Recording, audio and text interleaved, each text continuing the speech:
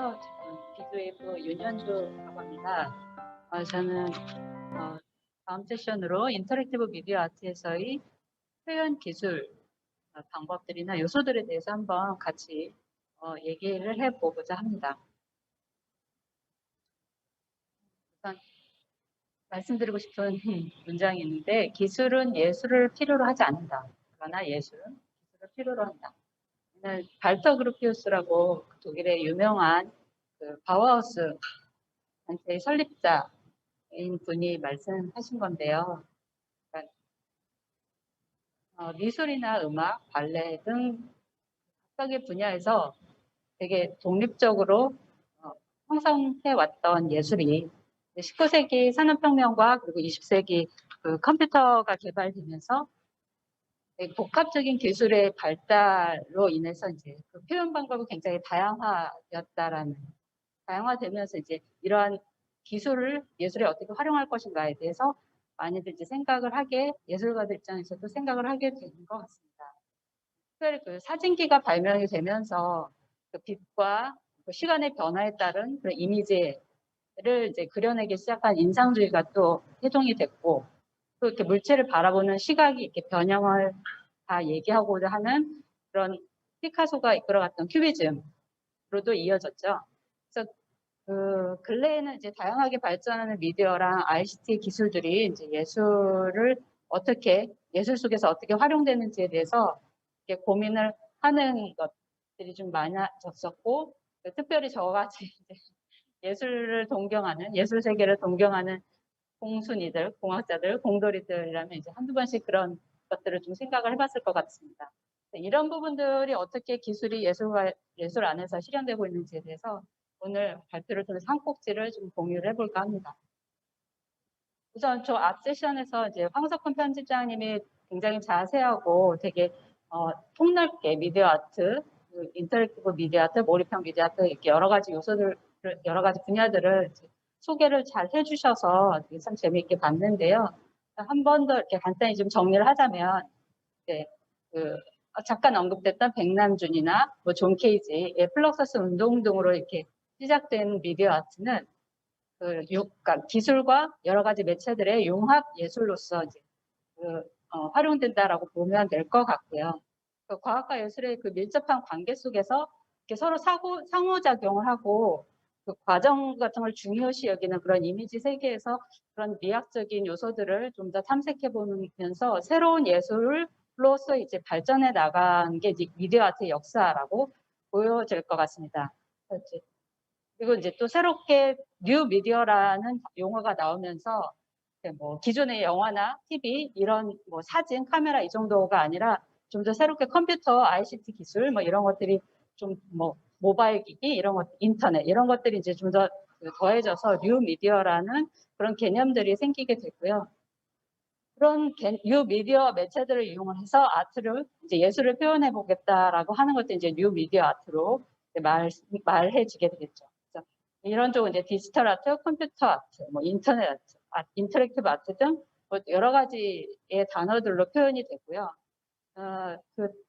아까 잠깐 얘기했던 것처럼 그 그림을 해서 멀리 떨어져서 이제 거리를 두고 감상하는 형태에서 좀 더 이제 사용자나 관람자의 액션이 그 그림 속으로 예술 속으로 이제 참여되어져서 그 구현을 하게 되는 그런 액션이 없다고 하면 구현되지 않고 가능성만 남게 되는 그런 예술의 경향으로 이제 뉴 미디어 아트가 이제 형성이 되었다라고 보여집니다. 아마도 이거는 그러니까 미술품을 만질 수 없다라는 그런 관습적인 생각에 대해서 도전을 하려는 그런 해석으로도 생각이 됩니다. 인터랙티브 미디어 아트는 우선 이제 관람자와의 상호작용을 통해서 그런 예술 형태를 추구를 하고 관람객에게 직접 참여를 할 때 예술품이 이제 비로소 완성이 된다라는 그런 개념을 이제 기초로 해서 구현이 되는 건데요. 작가 입장에서는 이제 자기가 만들어내는 그 작품의 최종 형태가 어떻게 될지는 알 수는 없지만 어떤 관람객에서 어떤 액션을 할지 모르기 때문에 근데 어쨌든 그런 참여를 통해서 이렇게 뭔가 새롭게 변화하는 새로움이 추구되는 있다는 점에서는 이제 굉장한 매력으로 작용이 될 수 있다라고 보여집니다. 그래서 그 인터랙티브 미디어 아트는 뭐 시간이나 그런 사람 또는 매체 뭐 이런 디바이스 등 다각적 요소들에 의해서 이렇게 계속 변화하면서 더욱더 완성되어져 가는 게 가장 큰 매력으로 보여집니다. 이런 인터랙티브 미디어 아트를 이제 그 아트에서 활용하는 기술로 이제 대체적으로 세 가지가 컴퓨터 프로그래밍 기술, 그러니까 작품을 제작하게 되는 그런 컴퓨터 프로그래밍 기술들, 그리고 그 작품을 전파하고 표현하는 미디어 기술, 그리고 그 작품을 그 관람객이 참여함으로써 완성되어가는 그 데이터 입출력 기술 등이 이제 주요 요소가 될 것 같습니다. 이제 표현 기술에 대해서 이제 좀 더 자세히 말씀을 드리자면 그런 몇 가지 분류들이 있는데 이 분류 중에 이제 대표적으로 분류하는 게 이제 제가 말씀드리고 싶은 거는 이제 아르스 일렉트로니카의 기술 미디어 아트 분류입니다. 뭐 아르스 일렉트로니카나 뭐그 시그라프나 뭐 아니면 독일의 JKM이나 뭐 이런 쪽에서 이제 대체적으로 미디어 아트에서 활용되는 기술들을 많이 이제 그 발전시켜고 많이 이제 중심적으로 활동을 하기 시작했는데 그 중에서 이제 아르스 일렉트로니카의 경우에는 이제 1979년에 이제 설립이 되면서 그 인공지능이나 뭐 생명공학이나 유전공학, 신경학, 로봇공학 뭐 이런들의 과학 분야라는 접목에서 미디어 아트 콘텐츠들을 많이 이렇게 보급하려고 했었습니다. 그래서 여기서는 이제 매년 그 작품들을 공모를 해서 그 시상을 하고 막 이런데 몇 가지 기술 분류로 나눠서 이제 작품들을 공모를 하게 됩니다. 그래서 뭐 예전에는 대체적으로 많이 했던 게 컴퓨터 그래픽스, 인터랙티브 아트, 뭐 월드 와이드 웹, 디지털 휴머니티, 컴퓨터 뮤직, 필름, VFX 뭐 이런 여러 종류들로 나눠서 공모를 했던 게 그 시대에 많이 활용됐던 기술들이지 않을까라는 생각이 듭니다. 올해 했던 공모에는 컴퓨터 애니메이션, AI 앤 라이프 아트, 디지털 뮤직, 사운드 아트 뭐 이 정도가 됐던 것 같습니다. 아르스 일렉트로니카에서 많이 이렇게 소개됐던 작품들, 잘 알려진 작품 몇 가지를 좀 말씀드리자면, 그 첫 번째 그 왼쪽에 있는 게 이제 리모 업저버토리움이라고 해서 2010년도에 그 안에서 최고상인 골드니카상을 받은 작품이고요. 네, 그 원통형 안에서 태풍의 눈을 이제 실체화해서 그 안에서 관람객이 그 태풍의 눈에 있는 것 같은 그런 고요함, 그 바람을 함께 동시에 그 경험할 수 있게끔 표현한 작품입니다. 그래서 이렇게 원통형 구조물 안에서 이렇게 그 강풍이 일어날 수 있도록 기계적인 장치를 같이 하고, 그다음에 스티로폴이나 이렇게 그 플라스틱 조각들이 이렇게 막 바람에서 날아다니면서 그것들을 그 자연 현상으로 느껴지면서 이렇게 관람객이 그런 자연적인 현상들을 느끼고 체험할 수 있게끔 하는 작품으로 보시면 되겠습니다.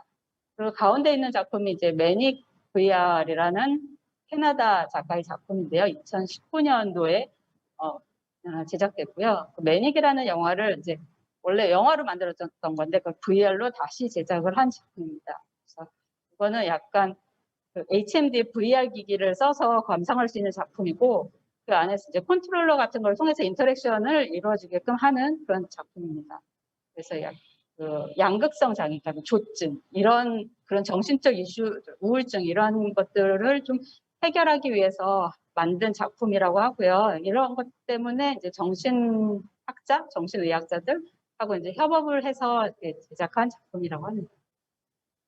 그리고 마지막으로 이제 오른쪽에 있는 작품은 클라우드 스터디라고 해서 이제 올해 그 골드니카상 받은 작품인데 포렌식 아키텍처라는 영국의 그 NGO 예술가 집단에서 이제 만든 작품이고요. 그러니까 이제 좀 그 경비행기를 실제로 날려서 경비행기에 이제 화학 물질을 태워가지고 그걸 퍼뿌림으로써 이제 공기 안에 이 화학 물질이 어떻게 퍼지는지 그리고 구름이나 이제 뭐 안개처럼 이렇게 퍼지는 것들을 시뮬레이션을 하면서 이런 유독 물질들이 이제 어떻게 퍼져나가는지 이런 걸 데이터하고 시뮬레이션해서 유체 해석하고 해서 이런 것들이 국가나 대기업의 권력에서 이제 자연을 망가뜨리고 인체에 어떤 해를 끼치는지에 대해서 그러니까 인권 문제와 자연의 그 환경 문제를 동시에 이제 같이 표현하고자 하는 그런 작품이었다고 합니다. 지금 보시는 거는 이제 그 신승백, 김용훈이라는 작가의 마인드라는 작품입니다.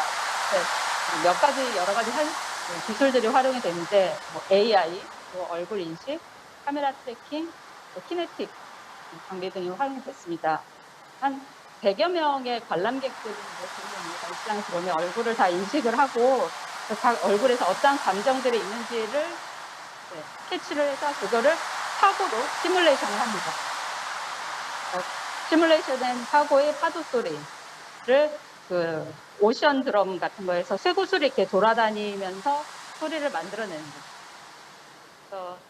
그래서 나를 포함한 100여 명의 사람의 감정이나 그런 정신들, 마음을 모아서 파도를 만들고 바다를 만든다라는 그런 의미로 해석이 될 수 있을 것 같습니다.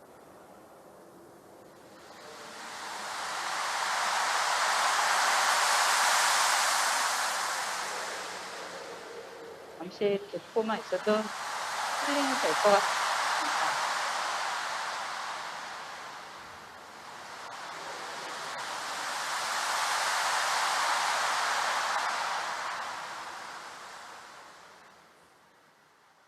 공간 안에 있어도 참 좋을 것 같아요.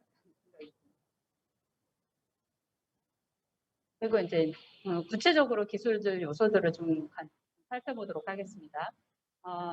이제 미디어 아트에서 활용되는 인터페이스로 이제 비접촉 오브젝트 센싱을 이제 하게 되는데요. 왜냐하면 이제 인터랙션을 위해서 그 중에서 이제 몇 가지 사용되는 기구들이나 기술들을 보자면 이제 화상 처리, 비전 시스템, 카메라나 이제 뭐 조명 같은 거 이용해서 오브젝트가 이제 어떻게 움직이고 어떻게 뭐 어떤 형태로 있는지 이런 것들을 인식할 수 있는 비전 시스템도 이제 인터페이스로 많이 활용이 되고 그리고 이제 뭐 반도체라고 해서 이제 가속도 센서나 이제 자이로 센서 안에 들어가는 반도체 기술들도 이제 많이 활용이 될 수 있습니다. 그리고 이제 그 사람 몸이나 이렇게 밴드라든가 이런 걸 팔에 이제 묶어 살 수 있는 그 RFID 기술도 활용이 많이 되는데요. 그러니까 주파수를 이용을 해서 이제 각 아이디를 부여하고 그 아이디가 부여된 RFID를 이제 사람이 부착함으로써 각 사람의 위치나 뭐 아이덴티티를 확인을 하게 되는 거죠. 일반적으로 뭐 교통카드나 뭐 하이패스나 뭐 이런 카드처럼 이제 그 밴드를 사람이 묶어서 사람에 부착시켜서 사용을 하게 되는데 예전에 2011년도에 그 디스트릭트에서 일산 킨텍스에 이제 그 라이브 파크라고 굉장히 큰 그 4D 체험관 같은 걸 만들었었어요. 구축을 하고 그 방문객들한테 RFID 밴드를 이제 손목에 차고 이렇게 다니면서 그 이미지나 전시물 쪽에 가까이 가게 되면 나만의 아바타가 같이 그 등장을 해서 인식을 하게 되는 거죠. 그래서 그 안에서 뭐 춤을 추며 따라하기도 하고 뭐 아바타가 이제 인터랙션을 하기도 하고 이렇게 이제 진행을 했었던 저도 가서 봤던 기억이 납니다. 그래서 근데 이제는 뭐 모바일 기기를 워낙 많이 쓰시니까 모바일 기기에 이제 바코드나 QR코드 같은 것으로 이제 그 RFID를 대체하기도 합니다. 그다음에 초음파 기기도 많이 쓰시는데요. 대체적으로 그 오브젝트나 물체나 사람의 어디쯤 있는지 뭐 사람이 몇 명 있는지 그 정도의 측정을 많이 쓰이게 되기도 하고요. 초음파도. 그다음에 레이더 같은 경우에도 그 전자파를 방사를 해서 이제 송출했다가 반사되는 그 전자파를 검출해서 물체가 어디에 어떤 형태로 있는지 이런 거를 이제 탐지를 하게 된다고 합니다. 그 사례 중에 그 2020년도에 그 지금 오른쪽 아래에 있는 그림이 그 2020년도에 광주 아시아문화전당에서 있었던 그 치유의 순환이라는 작품인데요. 이게 이제 레이더로 사람들의 위치나 사람의 수 등을 파악을 해서 그 밑에 보시면 이제 바닥에 그려지는 파티클들이나 라인 같은 게 그 오입할 때 그 상처와 아픔들, 갈등 이런 것들을 의미를 하게 되는데 그 사람들이 모이고 흩어지고 하면서 전체적으로 그 라인과 파티클들이 움직이면서 그 상처와 갈등들이 치유하고 화해되어지는 것들에 대해서 표현하는 그런 작품이었습니다. 네, 이렇게도 이제 레이더도 이제 많이 활용이 되고 있고요. 그다음에 그 외에 이제 컬러 센서, 또 이제 어떤 컬러냐 따라서 인식하고 그걸 이제 그 예술 작품에 반영하는 케이스들도 있고, 그다음에 조도 센싱도 있습니다. 그래서 조도가 밝고 어두움을 센싱을 해서 이제 그것들도 반영을 하게 됩니다. 그 외에도 뭐 액체 인식 같은 것도 있고요. 그리고 또 온도 센싱 같은 것들도 있습니다. 지금 보시는 잠깐 소개하고자 하는 작품은 자이로 센서, 그러니까 보통 아이패드나 휴대폰 안에 이제 자이로 센서도 있는데 그것을 이용을 해서 보여주는 시차 효과 일러스트레이션입니다. 간단하게도 이제 이렇게 예쁘게 만들어서 터치하면서도 인터랙션을 할 수 있지만 그 디바이스 자체를 움직이면서 자이로 센서를 이용해서도 이제 그 인터랙션 효과를 볼 수 있다라고 보시면 될 것 같아요. 다양한 방법들로 각자의 예술 작품을 표현할 수 있게 되는 거죠.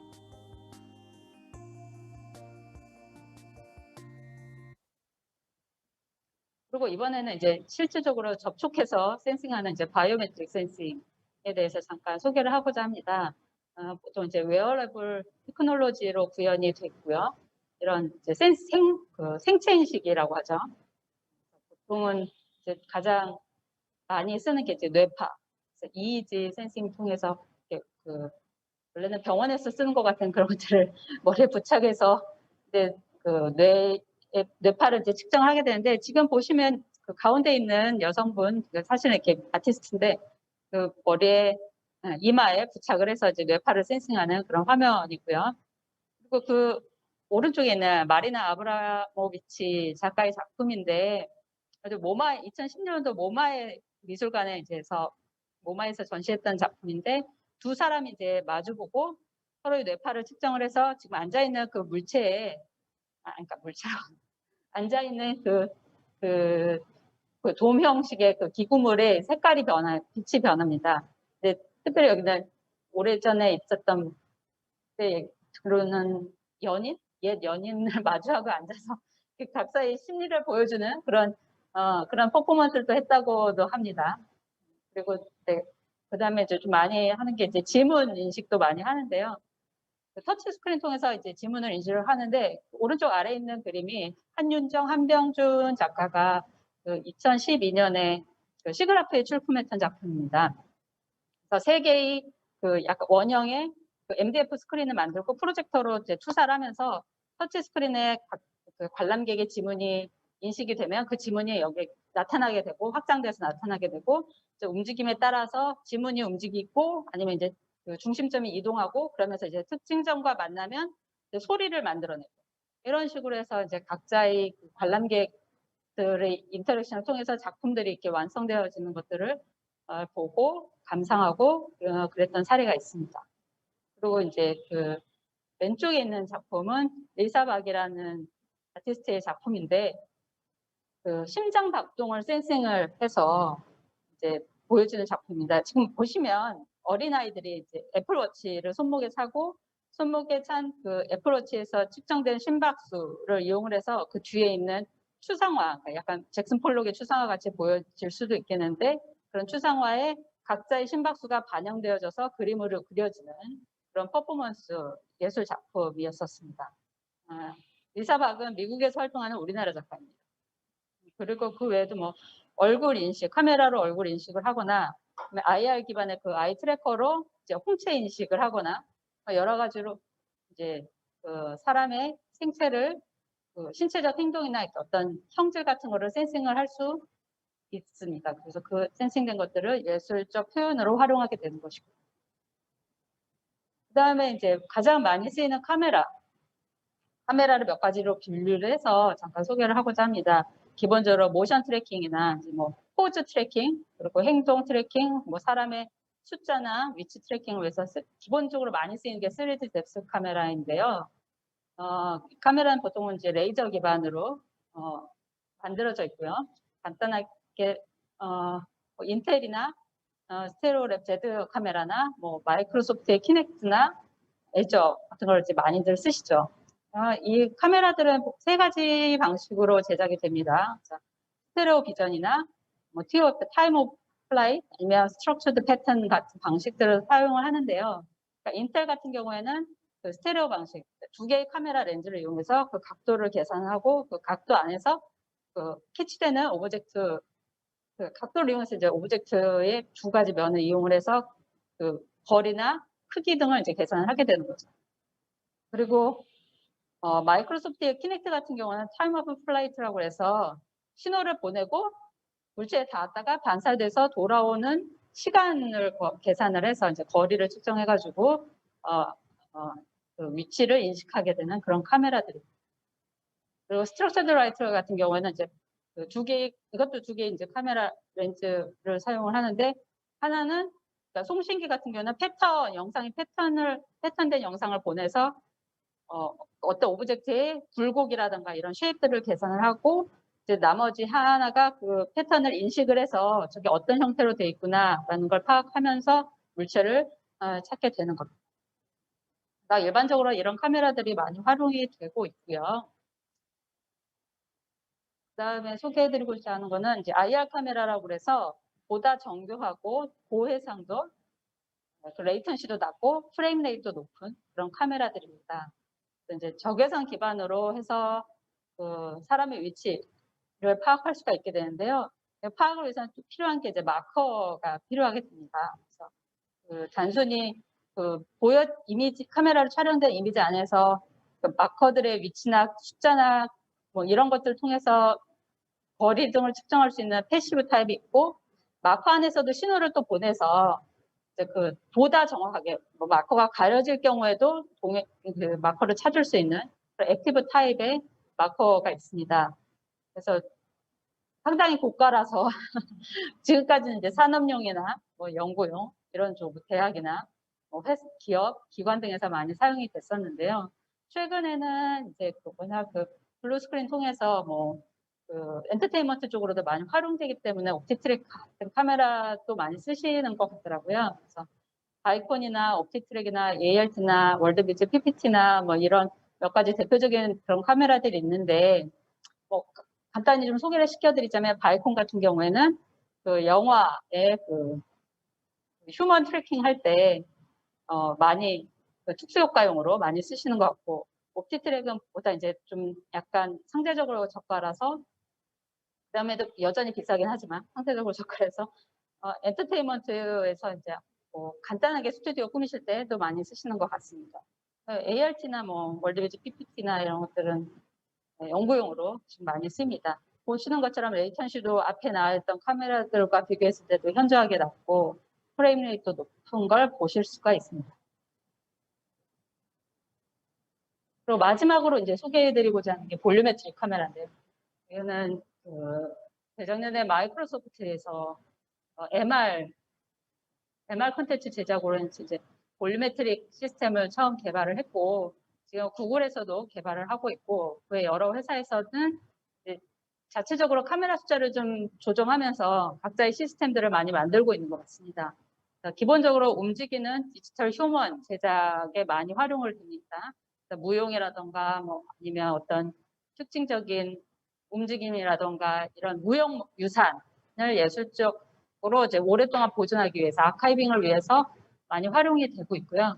그리고 이렇게 제작되는 디지털 휴먼으로 표현할 수 있는 다양한 들을 보여주기 위해서 이제 많이 활용이 되고 있습니다. 아마도 동시대에 가장 그런 혁신적인 그런 미래지향적인 예술 콘텐츠가 되지 않을까 합니다. 간단히 구글에서 보여주는 그 볼륨메트릭 시스템, 카메라 시스템에 대해서 소개하는 영상을 보여드리도록 하겠습니다.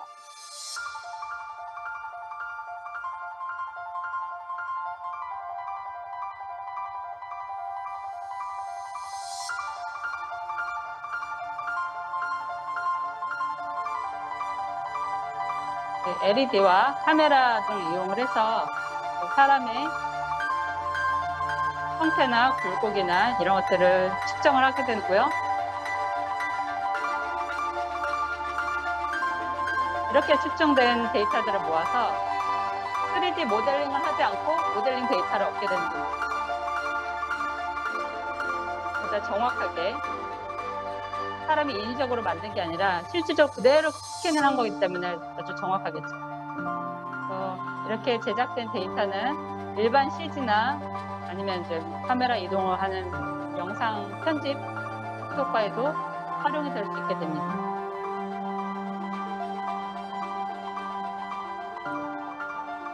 네, 이 정도로 하시고, 그 다음에 두 번째는 그 SK에서 얼마 전에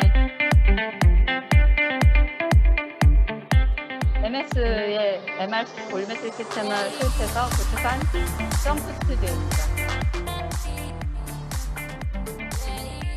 그래서 보통 이제 K-팝 댄스를 많이 캡처를 했는데요. 이러한 그 볼메트릭 캡처가 된 데이터들로 굳이 모델링 하지 않아도 3D 모델링처럼 쓸 수 있게 되는 거죠. 2D 이미지가 아니라.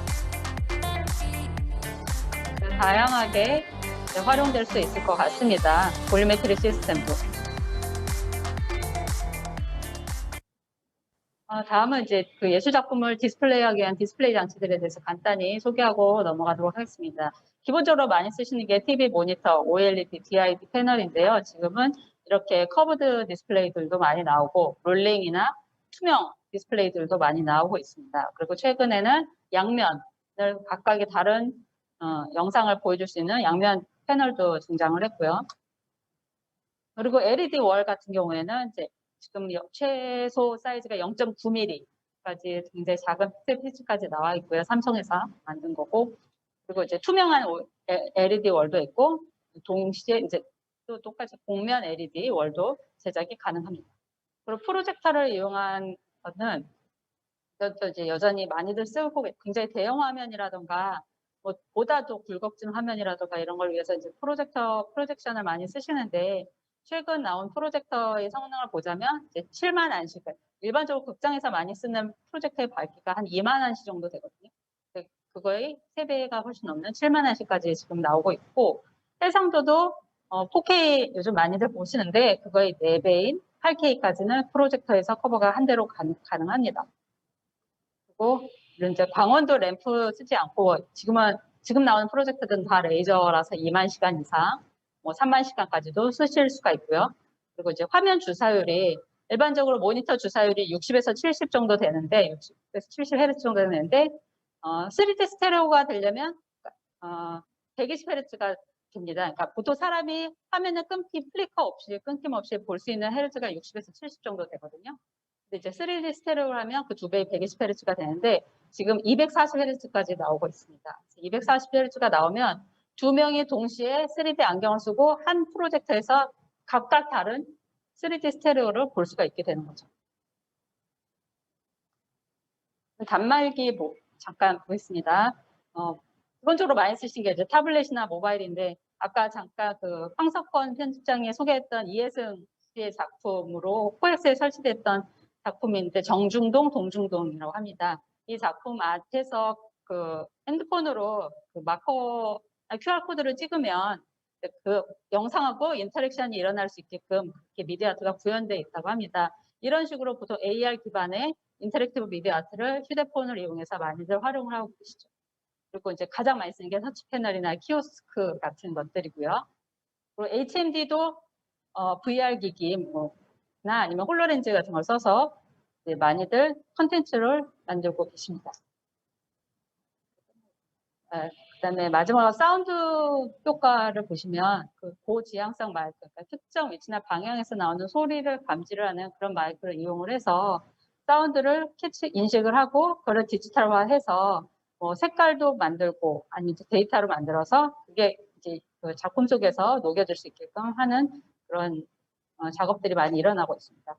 특별히 사운드 역할을 보자면 작품의 몰입도를 좀 더 높여주는 역할도 있지만 소리라는 것 자체가 아날로그 감성을 많이 이끌어내기 때문에 디지털로 되어 있는 미디어 안에서 그 아날로그 감성을 좀 더 만들어내는 그런 역할로서 되게 중요하지 않나라는 생각이 듭니다. 마지막으로 이제 좀 정리를 하자면 예술가들은 지금까지 예술가들이 활용하는 기술들에 대해서 이제 말씀을 드렸고, 기술이 얼마나 중요한가에 대해서 이제 말씀을 드린 것 같은데요. 에드먼트 싱컨이라는 예술사학자의 말을 잠깐 빌려보자면, 예술가들은 단지 예술의 미래가 아니라 전반적인 문화와 사회적 미래를 상상하고자 기술을 창조하고 활용해 왔다라고 얘기합니다. 예술가들이 만든 그 사회적 문화적 혁신에 대해서 이제 그 박수를 보내고 싶은데, 기술가들도 이러한 혁신의 한 부분을 함께 참여하고 있다고 정리하면서 말씀을 드리고 싶습니다. 동참해 주셔서 감사합니다.